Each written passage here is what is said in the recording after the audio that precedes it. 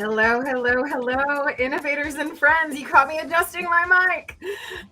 Sorry about that, but welcome to Ihkc Live. I am Lauren Conaway, founder and CEO of Ihkc, and we are here to bring you some news, talk about Innovator, but today we are here to celebrate some people who very, very dearly need to be celebrated. If y'all don't know, it is National Teacher Appreciation Week. And we are very, very excited to have some fabulous educators here today to talk about how we can support and champion these amazing teachers in our lives. Teachers touch everyone. Teachers are responsible for helping our students, our youth, to grow and evolve and grow into the leaders that we know you to be through Innovator. And we wanted to make sure to honor and acknowledge that. First things first, for those of you who have never seen one of these IHKC Lives before, please know we invite your comments, we invite your questions, we will refer to those. So don't be afraid to contribute to the conversation in the comments, and definitely look out for quirky questions. I'm going to introduce Cynthia Fales, Executive Director of IHKC Live, and we're going to talk with some educators that we have here today about some weird stuff. Right, Cynthia? Is that what we're getting ready to do? I mean, weird is relative. I don't know. You asked me. Yeah, we had a week where you asked about what tooth we. I did. I feel like that was a little bit of an odd question, and that's okay. Bring them on. I'm not asking them those kinds of questions. All right. We don't call them quirky questions because they're run of the mill, right? This is true. That's true. Right. These are going to be more mild though. I appreciate you for that. Trying to figure out what tooth I would keep was a very odd conversation. I'm sure. I bet our guests probably appreciate that too. All right. Well, we're ready to go. Let's hop right into it. Bring them in? Bring them on in. Yay! Hello, friends. Are you ready for National Teacher Appreciation Week? I see that we all look very, absolutely. Very excited. Are you excited about quirky questions? All right. I'll find out. I'll take Matt. By the end of this, we're gonna prove to you that quirky questions is a fun thing to do. Cynthia, what you got for us, my love? We're going to start with something that humanizes educators. And I'm approaching this from the lens of me being a former educator. And every time I ran into a student in like the grocery store, they were looking at me like, what are you doing going grocery shopping? Yes, you all are human and you do human things. So we're going to start with a question about what you think is the best show on Netflix right now. That's an excellent one. And don't hesitate to hop right on in. I have been known to call on people in the past. Teachers, are you used to calling on people? You know how that goes. I'll do it. Kayla, you have an answer? No, I have not been watching. I actually find lately, my therapist said this is healthy too. I find lately that I've been rewatching shows, like, because nostalgia just like regulates your emotions. And so I'm being very vulnerable with you all. And I watch Murder, She Wrote like every day. So. Oh my gosh, I love that so much. You have no idea how much. That just made me so happy, Kayla. I'm just glad to talk to people who know who it is, because they're like, what is that? Right. Angela Lansbury, you beautiful beast. All right. Well, and to go off of like emotional regulation, it's not like the best show, but I just finished Firefly Lane's last season and got like a really good cry out. Oh, it was good. Is that the one with like Sarah Chalk and I can't remember. And Katherine Heigl and and it, it's not like the most entertaining. Like I can't wait for the new season, but it helped me get like a whole bunch of stuff out. It was nice. You just need a good cry every once in a while, and it was a good like, snot running. It was great. Well, and I watched I think like the first season of that show, and I always surprising absolutely no one. I love it when women come together to support and help and champion each other. So that's like right there in my wheelhouse.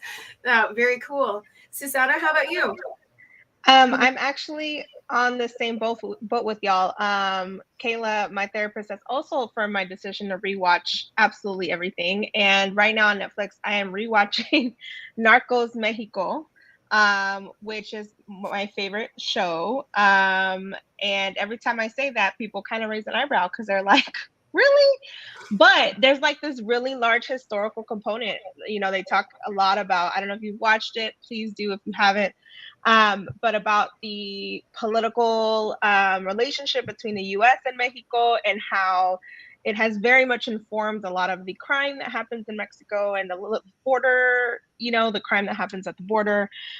So it's not all just about the drug, right, cartel. It is, I mean, it is, and also the history that informs why they exist and all of the, and how the US government is and was involved with all of that. So Narcos Mexico. So you're not really into escapism for your entertainment, but I love that you're getting some really interesting historical context, and I think it's really important that we explore that, because if we don't explore our history, we are doomed to repeat it, right? Yes. My escapism is The Office. There you go. Okay. I'm like, you got to have something like happy and uncomplicated in there, though, right? All right. What do we have next, Cynthia? Well, you know, I was just going to say maybe sometimes that happy and uncomplicated thing comes in the form of a song. So that's actually the next question, is what song inspires you to sing out loud? Lauren, I want you to think about this because I want to hear your answer too. I'm just curious.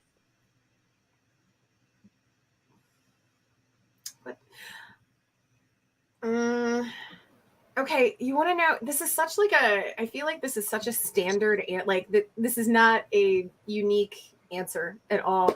But you know, Footloose, I have a happy making song list. Like if I love listening to music when I drive. And I blast it. I roll down my windows. It's like one of my favorite things. It's like my happy place. I love it. My car is my legs. And so I listen to this playlist, and Footloose is always on it. And I just always like, I'm not just singing it out loud. I am absolutely singing it out loud, but I'm also like bopping and like, you know, dancing. Gotta cut loose. So there is my answer. It makes me very happy. It's a song that makes me very happy. It's very fitting. It's very fitting. Nicole, how about you?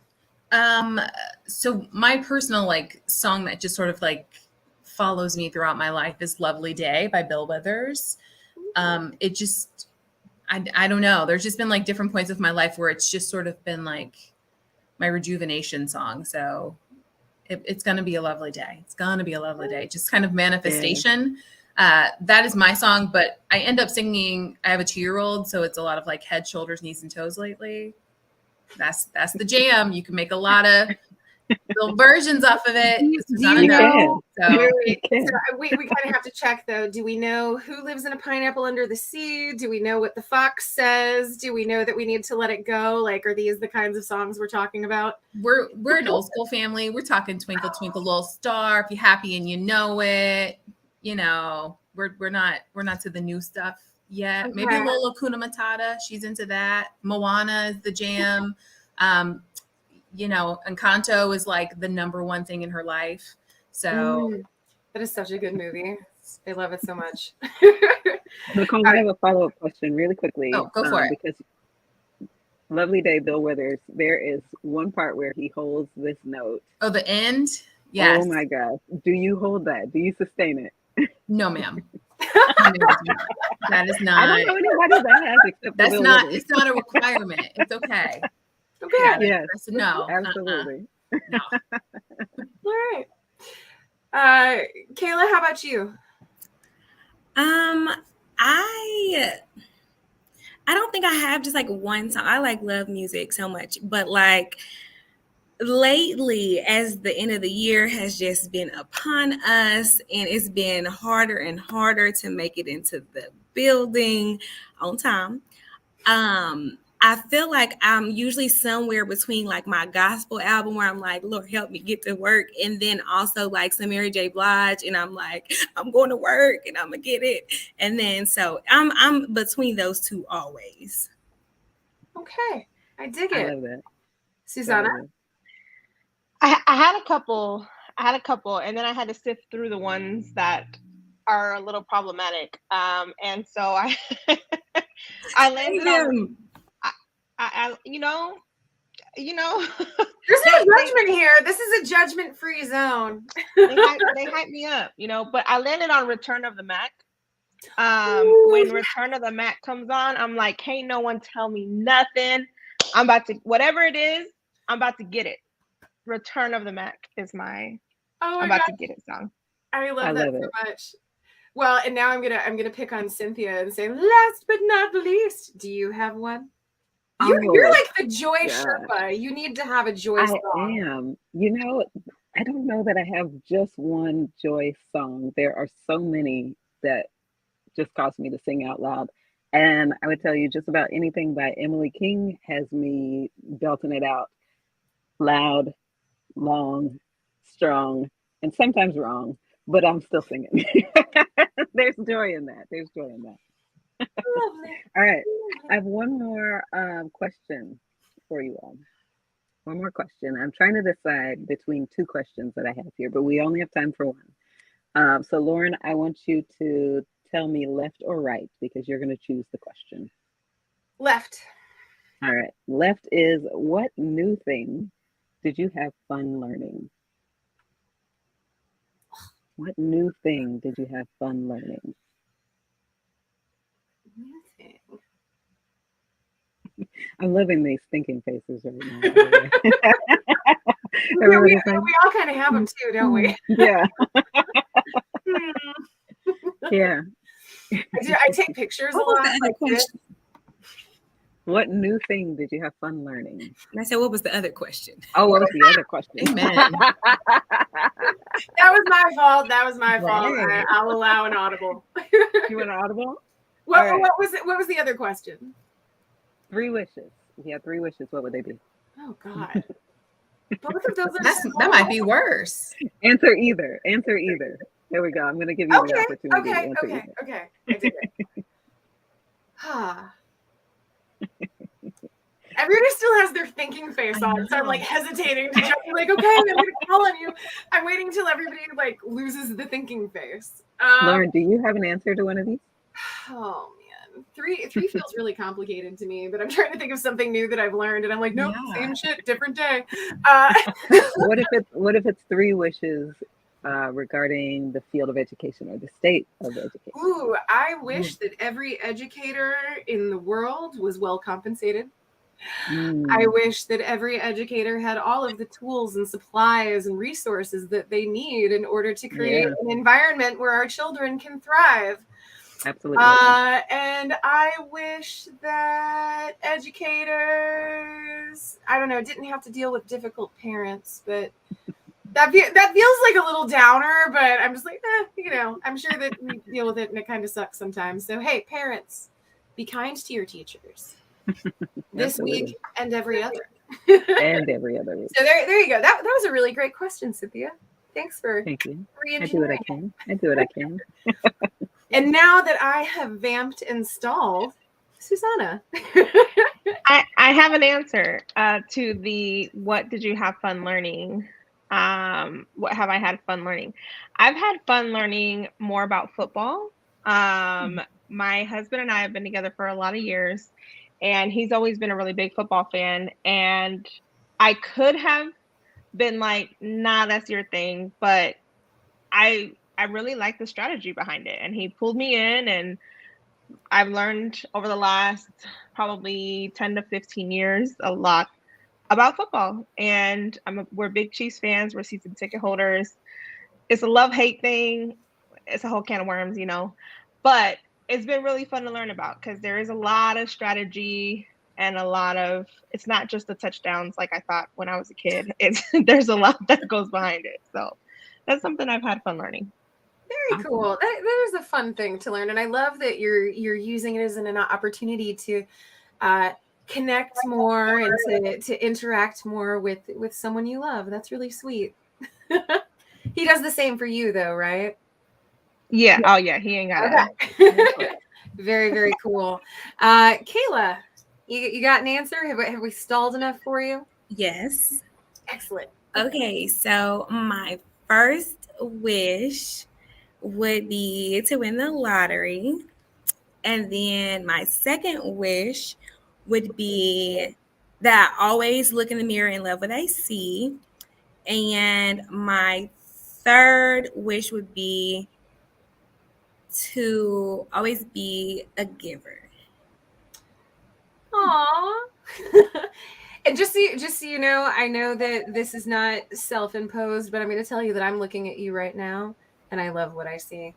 I just wanted you to know that. How about you, Nicole, Susanna, Cynthia? We're just like, yes. We love what we see. Those are beautiful wishes. If you won the lottery, do you have anything specific that you would spend it on? Yes, I have a whole notebook. Like I got the money divvied out. Like I already know what I'm going to do. People that I've already talked to about this, they already, like, I have code gifts that will arrive at their door. And so they don't even have to know, they'll know when they get the gifts what has happened. And so they're going to pack their suitcase and they know where to meet me. And so just know, I love this so much. Kayla. Blossom Hills Christmas tree in the middle of August, and they're going to know exactly what to do with it. Put it in the back, go get your stuff, let's go. Very nice. That's a level of preparation that is really impressive. Well done. She's a teacher. She's a teacher. Educators are prepared for everything. That's right. That's right. I mean, you have to be. Y'all are everything. It's true. Nicole, how about you?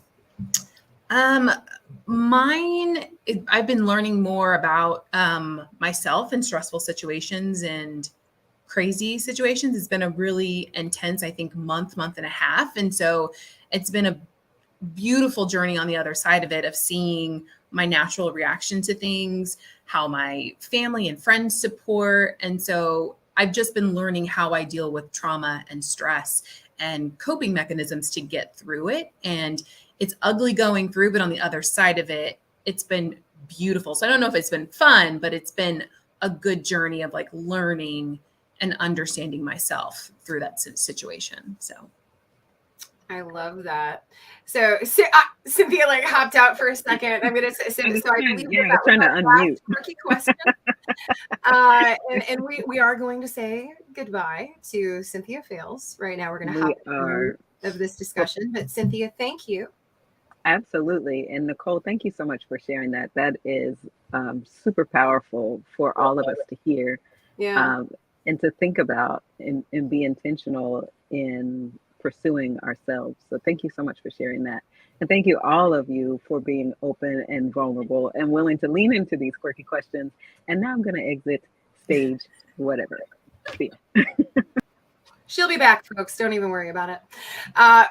So now we're gonna hop into the nuts and bolts of our discussion today. And just a reminder, friends, first things first, if you have questions, if you have comments, if you just want to say hi to some of the amazing educators that we have up here on the screen, please do so in the comments. We will make sure to read your comments. We'll make sure to ask your questions, but we would love to have your participation as we get into some pretty interesting topics. For those of you who don't know, it is National Teacher Appreciation Week, and we have some fabulous educators here with us today.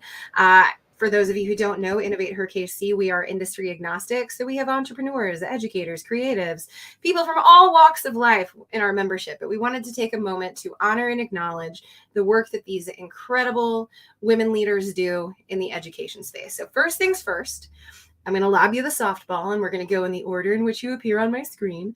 And I'm just going to ask you to introduce yourself and tell us a little bit about what you do. And I'm going to go ahead and start with Nicole White. Hello, Nicole Collier-White. I'm the director of the KCPS Education Foundation. I am not an educator, but the joy of my work is that I get to advocate and pour resources into all of the teachers and administrators within KCPS. So I raise dollars, I apply for grants, I fund initiatives and fund programs within the district, basically just to highlight amazing teachers like Susanna and Kayla, because their work is important and their voice isn't always amplified. So that is my job, to make sure external people hear and see the amazing work that they do. Absolutely incredible. And now next we're going to go to Susanna. Hi, everyone. My name is Susana Elisa Raraz, and I am the Deputy Director of the Latinx Education Collaborative.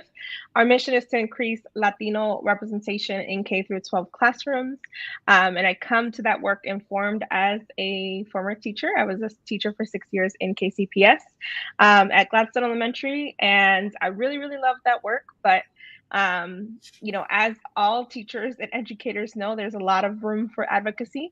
And so I hopped over to the nonprofit advocacy side of things, and that's what I do now. Very cool. And thank you for the work that you do to support our educators. Kayla, would you like to tell us a little bit about yourself?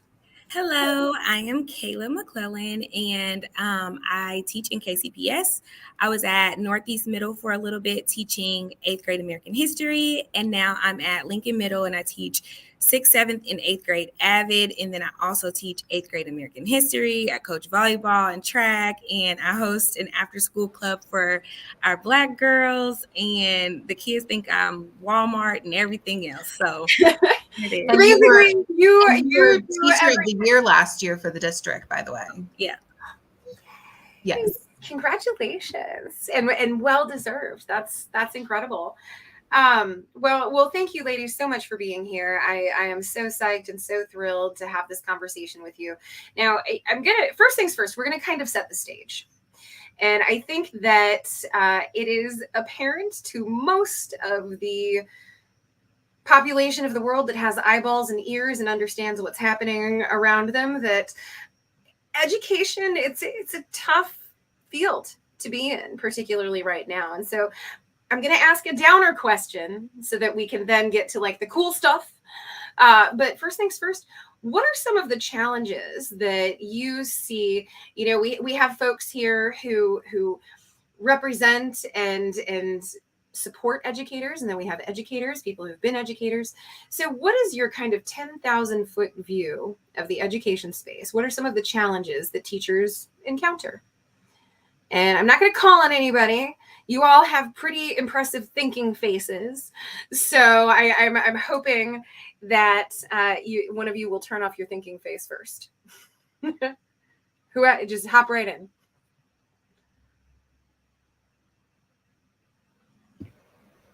All right. Okay. I will call on people. As someone who is I am not in the classroom, but looking at requests for grants and resources that are coming through my office, the mental health component, the emotional stress, there's a lot of things that teachers have to deal with that are not just ABCs and 1, 2, 3s. And I don't think people understand the emotional capacity that it takes to be a teacher, to have safe space for students and for your fellow staff members, especially coming out of COVID. Our students were out of the classroom. There was a health crisis. There's a lot of stress and trauma. And they came back to their classrooms and all they had was their teachers. And so teachers not only having to deal with maybe a delay in education, but also now trying to be a safe space for their kids while dealing with their own personal issues living in that time as well. And so I don't think a lot of people understand the true complexity that is education, and that it's not just education. You are literally serving the whole child, and sometimes you're serving the whole family. And people just think it's glorified babysitting, but no, you're able to heal people through relationships. And I don't think they give our teachers enough credit for the level of integrity and heart and honestly faith that it takes to show up every single day for your students. And I just don't think people innately see the complexities that are within that. And that sometimes you can't get to the education because you have all these other layers that you're trying to solve and support with your kids. Yeah. Kayla, Susana, how do you feel about that statement? Do you have anything that you'd like to add? I think that was a beautiful, albeit really frustrating response, because of course you want every educator to have all of the spoons and all of the wherewithal. It's interesting, like we talk about that when you're in an airplane and the oxygen goes off and the mask drops, like you put your mask on first. But what if you don't have time to put your mask on first because you have 30 students, 30, 40, 50, 60 students all clamoring for your attention and all needing different things? That's got to be super frustrating. Kayla, Susana, how do you feel about that? I feel like kind of going off of what Nicole was saying, for me, I think I get most frustrated with the fact that I feel like the teaching, like the educational field, for whatever reason, does not necessarily regard teachers as professionals. And it feels like in any other field, like you would not, so many voices would not be taken into account for somebody who's supposed to be the professional or the expert at that thing. Like so many people inform what we do, even though they don't actually do what we do. And it's like you as a client, like you can have an opinion of what your doctor does and things like that, but you don't feel so entitled and empowered to tell them what they should and shouldn't be doing, what we should tell them to do, what they need to be held accountable for, and all of these things. And so as a teacher lately, it's been really, really hard when you feel like, just even a few steps above, like your admin, they've not taught post-COVID. They didn't teach through COVID. They have not taught even some people in the not the century, but in the decade that you're in, and then like move on up to the BOE, like how many of them actually are teaching and then passing down all the things that you have to do. The state, how many of them are teaching and doing what they're asking you to do?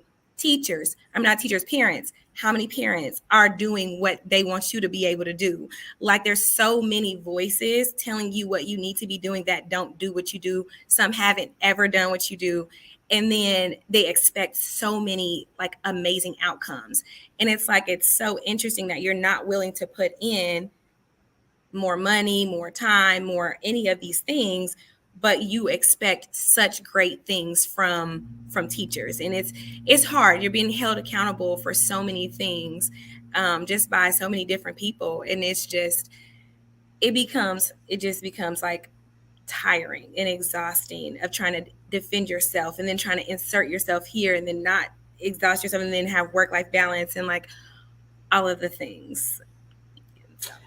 I mean, there are a lot of different stakeholder groups that you have to engage as educators, right? You've got the parent. Well, of course, you've got the students, and the students should be kind of the center. But you have administrators, you have other teachers, you have parents, you have, state boards, and workers. It's got to be overwhelming because you have all of this cacophony of voices, and all you want to do is listen to the kid and serve the kid, right? Susanna, it looks like you wanted to add to that. I would love to hear your take. Yeah, no, actually, Kayla hit the nail on the head with what my response was going to be, which is how much informs the day-to-day work of teachers from folks' policy and legislation that is so out of touch with what teachers are tasked with on a day-to-day basis. Having left the classroom, and now being a nonprofit, I see a world, my eyes are open to things that regulate education and the day-to-day of teachers and students from people, from agencies, from institutions, from even just groups, special interest groups that inform the day-to-day of what teachers can and can't say, can and can't read, the amount of money that is put here or put there. And I feel like now I'm even more frustrated than I was when I left the classroom. Going to my experience in the classroom, I mean, and now, of course, the LEC, representation is so important because those of us who represent a large percentage of the student body that we're representing, we become cultural translators. And so what Kayla is talking about with like, or I think Nicole, you mentioned it too, with like, I'm not just doing curriculum and all of that, right? Like I am connecting with kiddos about their parents, when I was a teacher, I was supporting parents with getting connected with immigration lawyers. I'm supporting parents with creating their Evergy utility bill accounts, right? And I'm supporting parents reading their mail, right? When you, particularly being a bilingual person or a multilingual person, we're able to support in that way, but not just language translating. There's a whole concept of cultural translating that you do on top of this very difficult job. So the average teacher is already doing quite a bit of work beyond, like Kayla said, like if people knew what teachers were doing, they would be furious. especially you throw in teacher pay. But then those of us who take it a step further and we're developing, Kayla, I heard you talk about having a after school group for Black students and Black girls. Like, that doesn't quote unquote have to be done. That's not in our job description. But there are folks like Kayla and I and people who are willing to go above and beyond. But unfortunately, it leads to burnout, even though it's what kiddos need. So I'll say that. Well, and to double off that, not that Kayla doesn't love to coach track or volleyball, but that's additional dollars. And half of our teachers have to do those types of things after school to make up for the check. And that does also add to burnout, because she's not just teaching one thing, and now she has to stay after school to maybe make some type of balance in her life to where she can pay her bills or pay back her loan so that she can get a master's, so she can move up on the scale. It's all of those things that work against you when you're a professional, and you should be treated as such, because you are literally the foundation of the country. If they don't do their part, nothing else grows from there, but they don't get paid and respected as such. Well, and I mean, just to follow up on that point, and bear in mind, like, I don't have kids, like, I matriculated many years ago, but the fact is, like, I can see from the outside looking in, I think that a lot of people have this understanding that the teacher teaches from like 8:30 to 3. And it's like, no, because then you have to do grading and you have to do conferences and you have to, all of these things that basically mean that you, as educators, you have a lot of pressure on you beyond just that traditional, like, teaching in the classroom thing.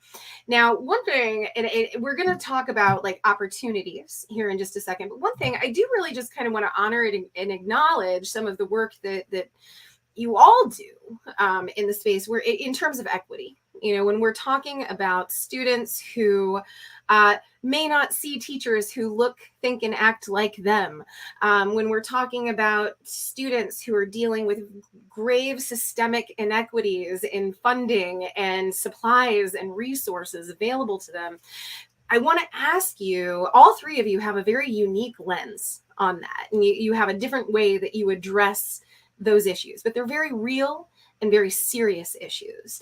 And so I would ask you if you could just kind of extrapolate on that just a little bit, talk about the work that you are doing to support students in equitable ways, because I think that that's a really important part of the conversation that we don't talk about often enough. Like, you're not just teaching kids and doing all of the track and all of that stuff. You're not just doing that. What you're doing is you're setting these students up for success and making sure that they are seeing people who look like them, people who can understand, who are culturally competent. And I just think that's a really important part of the conversation. So I'm gonna pick on Susanna first, and then we'll just do a quick go around, and then we're gonna talk about the fun stuff. But Susanna, if you want to just share your thoughts. I mean, along the same lines of what we were talking about before, you become a resource when you're willing, and when you take a little bit of the extra step on top of, again, a very heavy loaded workload.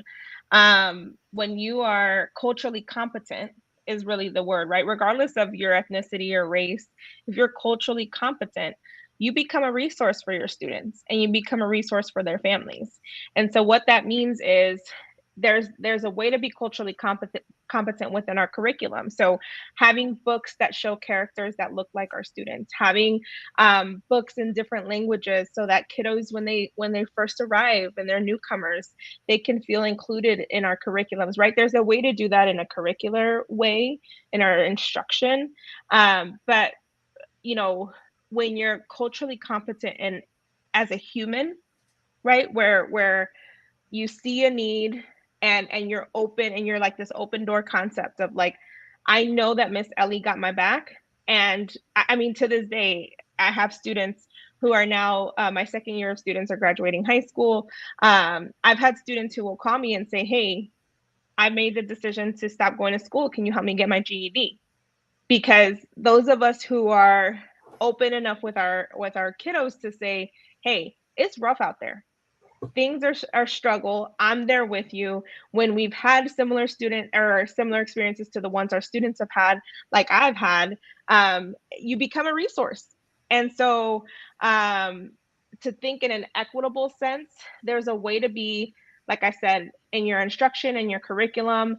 And the unfortunate part is that we don't get the support as teachers to be able to do that well in our curriculum and instruction, let alone as humans, right? So there were times when I might get slapped on the hand for like, hey, you really shouldn't be talking to parents about their legal status, right? But if you're the only resource for that family, literally in this country, I'm not going to support that family and getting connected with an immigration lawyer, right?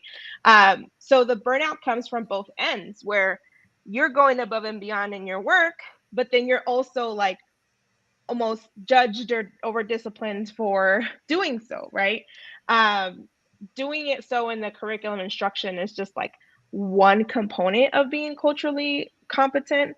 And I think that's what makes folks uncomfortable, because there's a thin line between saviorism and like being a resource and a network for our families, because our families are amazing and have talent and skill and all of that, and we can capitalize on those things. And so it's not looking at them as they need my help, but when those resources arise that I do have or that I can support with, I'm going to do so. Admittedly, it informed my burnout. So just a heads up on that. I definitely got burnt out with being a resource for a lot of my students and their families, but that's my take. Yeah. Kayla, Nicole, do you have anything to add to that?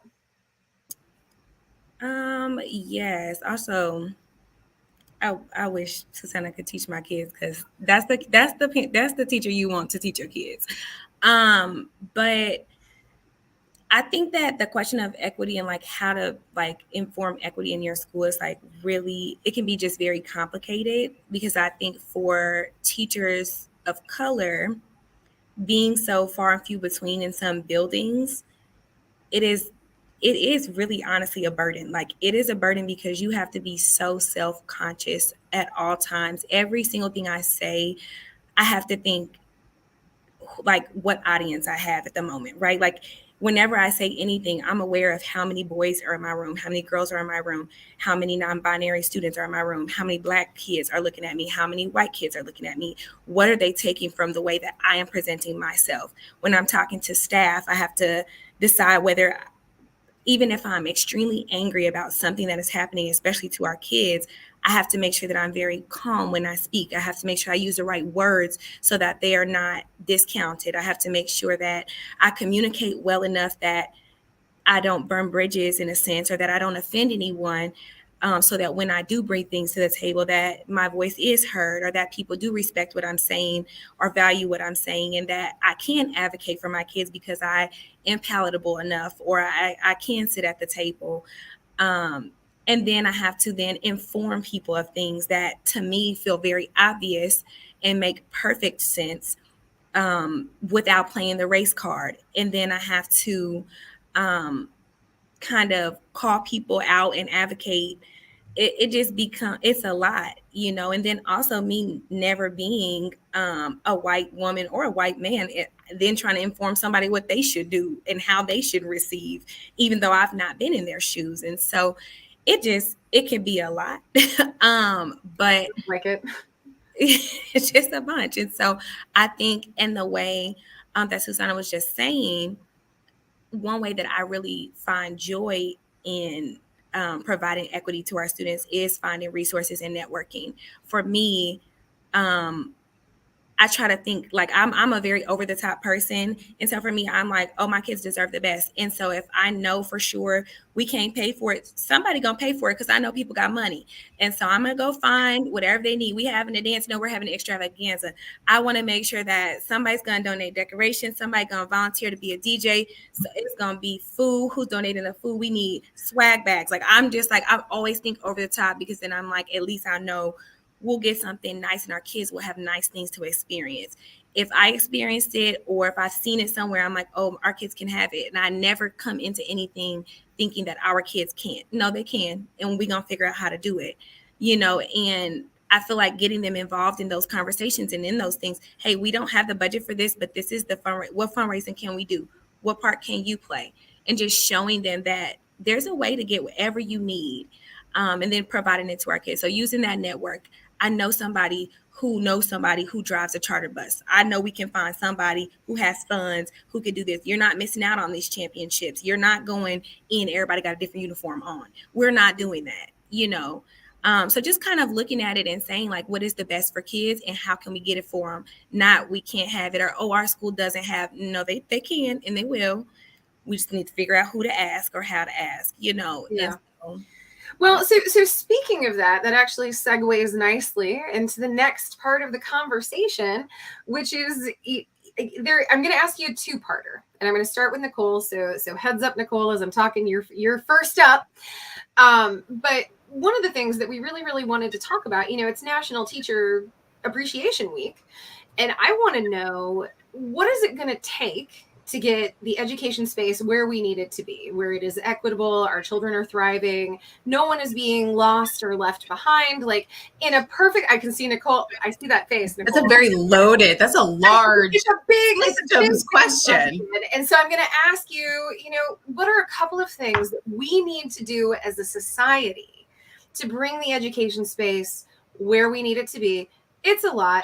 We're not asking you to solve all of society's ills right now, but what are some thoughts on things that we as a community, as a society, can do first to support our students? And then the follow-up question, just so you know, I'm going to ask you, what can we do to support you specifically as educators next? So let's do the big picture. What is it going to take to bring education where we need it to be? So the big overall issue is a systems issue, and that is lack of information and knowledge. The fact that for school board elections, you don't have 15 people signing up per seat because they want to know what's going on locally. They want to know who their superintendent is. They want to know what's being taught in the classrooms. You have a lot of people that are uninformed about what's going on in their own backyard, in their very own school, couldn't even tell you what their neighborhood school is, who the principal is, and yet want to have a commentary and want to have conversation about it. So the fact that people don't understand the funding, they don't know why things are being cut, but have an opinion, that's number one. So if you want to change the system, you got to be informed about it. So as a community, I would highly engage. Have you been to a school board meeting? Do you know what schools are in your neighborhood? Like, all of those things are very, very important. So that's number one, is fully understand the community that you're in, understand the system that serves you, and that's charter, public, private, all of it, because we are a choice system, and that's perfectly okay. If you don't know, go to Show Me KC Schools, learn about all the schools that are in your area, and then you can have an opinion and be a part of the conversation. And if you're concerned, join the school board. If you're concerned, go to a meeting.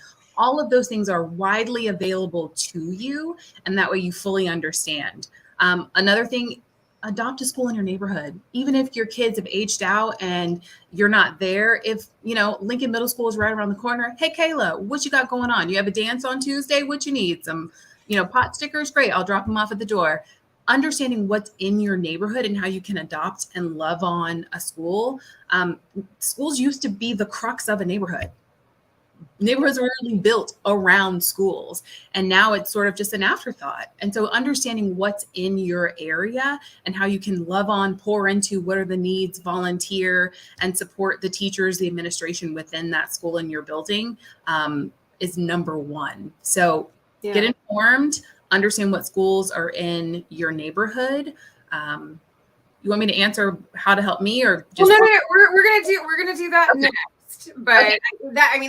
That's a brilliant answer, and it's a lot to think about. And I mean, friends, like, when we're talking about adopting schools, I feel as though it could just, because I do this sometimes, but it's just as easy as like going to Costco and picking up the 24 pack of the good Kleenex. Yes. By the way, I have a weird thing about like Kleenex. I'm like, hey, none of this one ply shit.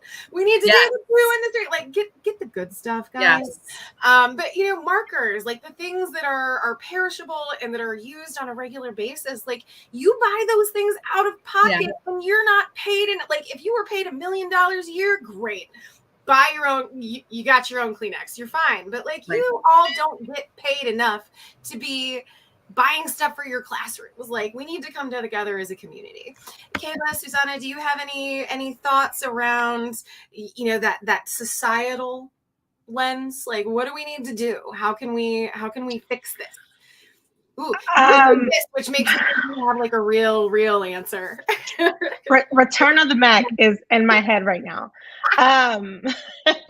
My now doing nonprofit work, I get the opportunity to see schools from the outside and also dip into the institutions that inform the work of schools. So we're talking the state level, the local level, et cetera, right? Yeah. I think what adding on to what Nicole said would be holding folks accountable that are making decisions for schools that are so out of touch with the day-to-day of a school. So I, for the first time ever, went to the Missouri Capitol earlier this year. It was to advocate for our son. Our son's having some barriers with getting his schooling. But here I am, this 30-year-old woman. I've been an educator for 6 years. I've been in education for 10, right? Like, and here, this is my first time. And my husband and I were like, I mean, we always kind of reflect on the fact that we're these hood kids, like, right? Like, this is a strange, I guess, like a quote unquote strange experience because our parents didn't engage in this way. And so I was asking him as we were walking through the hallways, I was like, are we supposed to be here? Like, can we be here? And as I was there, people were like, yeah, come and knock on your representative's door. And if you run the risk of them not being available, you make an appointment or whatever, right? But I didn't even realize that was a thing. And I have been with the LEC for several years at this point. But we have folks, like I mentioned earlier, and like has been said a few times, who are making really impactful and in some ways detrimental decisions for our kiddos and for our teachers, the experts, like Kayla said. And we have to hold them accountable. I recently heard how local government often wants to be like hands off when it comes to schooling because they're like, that's a state thing, that's a federal thing. No, housing or the lack of access to housing very much has an impact on our school to school, you know what I'm saying? Schools day to day, right? Yeah. Right, like quality of life in our neighborhoods, crime rates, those things have a large impact on the day-to-day of our schools. And so if folks were more informed, like Nicole said, about who is making the decisions that are making a correlation with what happens in schools, and then holding those folks accountable because those folks shouldn't have the privilege of being, one, reckless if they don't know on purpose, or number two, not knowing, right? They need to be informed that housing policy and legislation they're getting ready to put forth is going to impact the transiency of our kiddos, and it's going to put a whole 500 unit apartment building out of homes. So that's going to impact the enrollment at XYZ school, right? Like, this is very real stuff that's happening on the day to day. And I think there are a lot of folks in particular in my community who are like, well, the decision's been made. That's what we have to. My mom growing up, my mom was undocumented growing up. And so for good reason, right? She was like, whatever they say, right? Whatever authority says. But I think a lot of us have been raised with that thought of like, okay, they switched up that policy. This is just how it's going to have to be done. Yeah. And instead of like, no, excuse me, I have a thought about that. So being informed and then holding folks accountable to the decisions that they're making that impact our kids. Well, and I think that one of the underpinnings of what you just said, and I'm going to check my understanding, but the fact is, I mean, I think there needs to be an understanding that no student exists in a vacuum. Like, their learning is, to your point, like their learning is so impactful. Like, if a student doesn't have a secure place to sleep at night, they're not going to be able to show up and, be rested and ready to be educated. And so there has to be this kind of understanding that these students, they're whole people. You might see them for 8 hours a day or however long, I don't even know how long the school day is anymore, but you might see them for a limited number of hours a day, but everything is going to impact their ability to learn, their ability to show up and be invested in their learning environment. So I point. Lauren, really quickly, I did just want to say, for Susanna talking about like the transient population, 40% mobility rate. is the district's number. 40%, which means 40% of our kids will start and end the school year in a different spot than they started with. Wow. 40%. That's so much. How do you have consistency in learning if 40% of your kids are switching teachers or switching schools? Yeah. And a lot of that has to do with what she just said, housing. Mom can't pay for housing. Your guardian can't pay for housing. So we got to switch to go over here because this apartment has the first month for free. And so we'll stay there for 3 months and then go somewhere else. If you don't take care of the housing piece, people cannot afford to live in the city, then they're going to move. Well, and so like I hear that, and I totally understand it, but like to me, and I'm sure to all of you, it goes beyond that, because like, what about access to nutritious food? You know, what about access to clean, well-made clothing? You know, like all of these things. When we're talking about like Maslow's hierarchy of need, you know, right at the bottom, you've got that, like those very base needs, which is housing, or like shelter, food, warmth, you know, all of those things. And it's like, if you don't have that foundation, you're not going to be able to build on it through education. So I just looked at the clock. I have been so like interested and invested in this conversation that we have actually gone over time. So thank you all for sticking with it. But really quickly, I do want to go around, and I want to honor and acknowledge you three, as human beings, and by extension, all of the educators out there, because it is National Teacher Appreciation Week. And I want to talk about you, you know, as someone who operates in this space, as someone who probably doesn't always have all the spoons that you need to do all of the things that you need to do. How can we support you as the leaders that our children need? So just tell us about that. And I'll go ahead, Kayla, I'm gonna pick on you first because I didn't get you last time. So bring it on. What would make your job easier? Oh goodness, that is a hard question. What would make my job easier?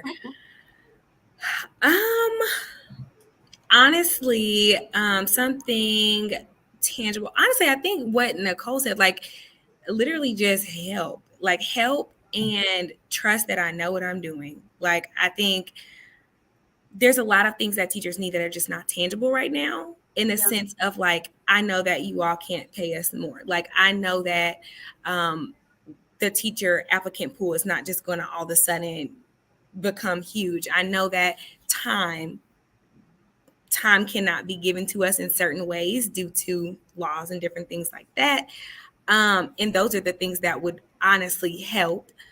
But I do think that people really just doing the two things that both of you have said, of asking what you can do in your neighborhood, like literally come to the school and see what we need, or drop things off.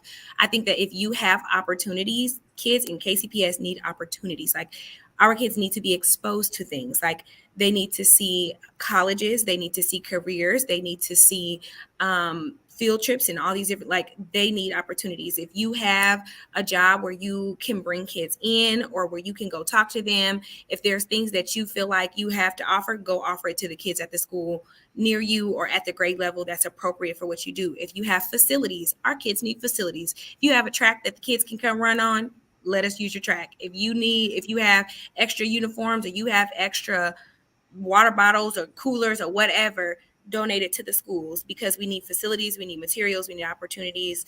And then honestly, just being informed. At the end of the day, parents, please get invested in your kids' education. I know that there are a million barriers, but at the end of the day, genuinely, we are not babysitters. We are, like, if your kids should be so dear to you that you would do anything for them. And so supporting us at home would be great, with just like words of encouragement, positive language about teachers, positive language about mindset and being able to learn. And then anything you can do to make sure that your kid is practicing, rehearsing, talking, using the lessons that they learn at school at home. That way. Okay. I mean, that was a lot. And for like, to the folks listening at home, like, I know that sounded like a lot, but really, I think, Kayla, it sounds like you're asking for investment. You're asking for, you know, people to show up and show out and, you know, support where they can. Susanna, Nicole, do you have anything that you would like to add to that? I mean, I will note that like everybody loves to give teachers gift cards, and I'm like, yeah, cool, let's do that too. I want to give you all the gift cards in the world, but I'm talking about like the meaningful stuff. Like, Nicole, what do you need to do your job better? Time, talent, and resources. Resources, give us your dollars. We give away $50,000 in classroom grants every single year. Help me make that $100,000 in classroom grants every single year. We do gift certificates and fun surprises for staff during appreciation and different times of the year. But if you give us funds, we can start pushing that out. Talent, if you want to volunteer, if you want to coach, if you want to mentor some of these babies, if you want to be a lunch buddy and come hang out over lunch or read with these kids, there's opportunities to do that. And then of course, time. Let these kids intern at your company, or you do a job shadow if you can't do all that. It would also be great if you could pay them for these internships, because a lot of our kids, it's either a job or an internship. Pay them for their skills, pay them for their quality of time. And then the last thing Kayla said is so important: positive talk. Please don't bash this district. Please don't bash these kids, and don't talk about them in a deficit lens, because they have skill sets that are transferable to any business, any CEO, any Fortune 500 country or company in this country. So please do not have a deficit conversation when it comes to kids in the urban core or kids that go to a city school, because they're amazing and phenomenal and will accomplish things and have been through things that are bigger and beyond what most people can even imagine. So really quickly, friends playing at home, you can't see this, but Cynthia Fails has not left us, and she just gave like the biggest snaps ever that it made me giggle. So clearly what you were in, and I saw Kayla and Susanna, like everybody is clearly that resonated. So you know, definitely listen. Susanna, do you have anything that you would like to add to close us out? I mean, really quick, we are in the business of loving, supporting, appreciating, affirming educators. And so everything that Kayla said, everything that Nicole said, put that under my answer. I think the only other thing I would add is head over to whatever state you are in, Missouri probably, head over to the Missouri House of Representatives and the Senate website, and find out what bills are on the docket. Legislative sessions just ended or about to end for the state of Missouri, but there's a lot happening in our political landscape that is going to impact education. And regardless of what side of whatever that you are on, please get informed. Please get activated. Like Nicole said, advocate for certain bills or vice versa. There are things as small as, not as small as, there's things as, verifying student citizenship, right? I mean, that's my personal opinion. Like, come on, like, why are we doing that? So getting informed about that legislation that is impacting teacher pay. Kayla, I know earlier you said, here are the things I know y'all can't help with. And those 3 or 4 things that Kayla listed may be on the docket, right, for this legislative or the next. And so even though we personally can't change it, let's get a group together and pull up, right? Be like, I have enough teachers who say we need to change this, right? So that would be my 2 cents. So don't be afraid to advocate for not just definitely advocate for the educators in your life, but advocate for the landscape. Like advocate, like we need to address these deep systemic barriers, because until we do that, all of the gift cards and all of the coffee mugs that say world's best teacher in the world, none of that is going to matter, because it's just going to keep on coming, and we're going to be stuck in this cycle of burnout, and kids are going to get left behind. One quick thing: the average teacher leaves the classroom after 5 years, and it's no wonder why. Yeah, 5 years. The Latinx teacher is 3. I have 5 years. I have zero difficulty believing that statistic, because I am going to put what y'all go through into the private chat a blog from Donors Choose about how much teachers are spending out of pocket. And once teachers start families and have kids and things like that, some of those things become impossible to do. So there's a link there if you all are willing to share. Well, so Cynthia, my friend, would you mind popping that into the chat so folks can take a look at it?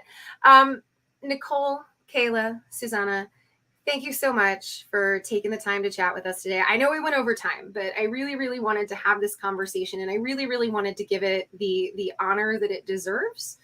I think that there are many of us around Innovator that firmly believe that children are our future. Like we believe it.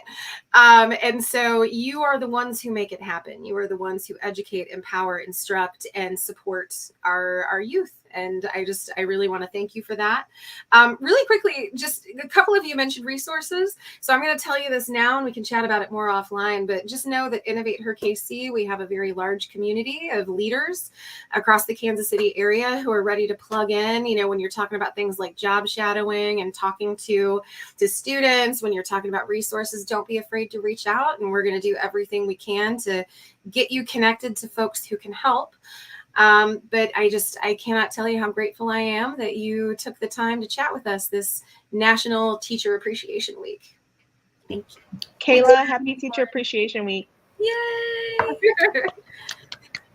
kind of for when I'm talking about, just so y'all know, when I'm talking about teachers like Nicole, Susanna, I know that you're not in like the classroom anymore, but you are part of the space. You're an integral part of the tapestry of what it will take to prepare our students. So I'm lumping you in there, but just know that it's done out of love. Understood, but I don't deal with those kids. That's all Kayla. So I'll give you some gift cards. Nope. I don't know. All right. Well, thank you so much, friends, for listening, for watching us. Really quickly, I'm going to give you a couple of things that we have going on with Innovate Her KC. Just to let you know, we do have a Keystone collab session. We're going to be, just so you know, it's the Wednesday before Mother's Day, and we'd be a pretty bad organization if we didn't recognize that our women leaders, a lot of them are mothers. So we're going to have a conversation around parenting with Keystone this Wednesday at 6 p.m. at Keystone Collabs. We have our next monthly meetup it's our Pride Month monthly meetup. So we're actually going to be at Service Brewery in Shawnee, and that is an LGBTQIA owned, woman owned, innovator owned space, and they have a really good beer there. We hope you can join us for an evening of connection. Cynthia, I'm going to invite you back on. Just so y'all know, for those of you who haven't seen this, Cynthia is our incredible producer of IHKC Live. She is also the voice of Goddess from time to time, and she helps manage all of the stuff. Welcome back, Cynthia. It's good to see you. What you got for us? Whoa, that conversation there was fantastic. Whoa. Aren't they amazing? It was amazing. Yes. And I want to tell you, like, if it were me, like, if I were, doing this stuff, like, I would be so much more angry and bitter. Like, they're so lovely and wonderful. But yeah, anyway, no, that was a great conversation. Yeah, it was phenomenal. My notes are full over here, and I come from the space of education before diving into the world of publishing.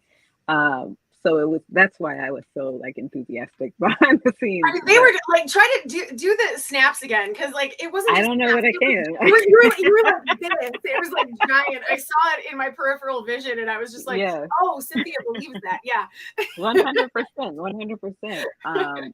And we talk about education being super important, but what we're talking about is the impact on our community, right? Yeah. If we can get the education system straightened out, if we can get it where it's equitable, what we're doing is improving our community for generations upon generations upon generations to come, which is why it's so important for us to start righting the ship, right? We can't expect all of these other things to change if we're not willing to go to the source and fix the source. So yeah, I'm super excited. I am really grateful that we had the chance to chat with Nicole, Kayla, and Susanna today. And I jotted down a bunch of things that I could do from my end. And I'm hopeful that this conversation has inspired those who were watching as well. I know we had some comments from LinkedIn and from Facebook, but whether you're watching this live or whether you're watching this on the replay, tell us in the comments how you have been moved to support our educators, whether that is directly in the classroom or supporting like in the different ways that were mentioned during this conversation. Drop that in the chat so that we can get a hive mind going and we can get a bunch of ideas that will inspire people who watch the replay of this as we're going. So Yeah. do that for us. Like this, love this, share it with people that you know will be inspired and moved by it as well, and have the capacity to help, and the time to help, and the resources to help. And most of all, make sure that you follow us on all social media platforms. If you haven't already done so, look for Nicole, Kayla, and Susanna so that you can follow them as well if they're open to it.